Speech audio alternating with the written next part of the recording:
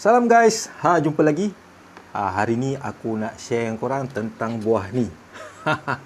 Beberapa hari lepas, aku pernah tunjuk dengan korang yang aku ada petik buah ni. Buah tu aku dapat dalam 6 biji. Kali ni tinggal 3 yang belum dibuka. Alhamdulillah, satu dah buka, dah masak kan. So, nak tahu buah ni masak ni sebenarnya tak susah. Sekarang ni buah ni kau tekan macam keras kan. Keras kan. Ini belum masak lagi. Dia dah tua tapi belum masak. Yang ini buah yang aku dah terbuka ni, nak picit tadi. Dia macam ni. Dia lembik tau, dia lembik. Bila kau tekan dia,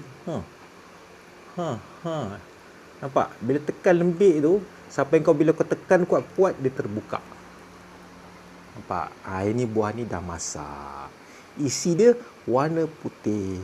Rasanya manis. Dan kita try Bismillahirrahmanirrahim.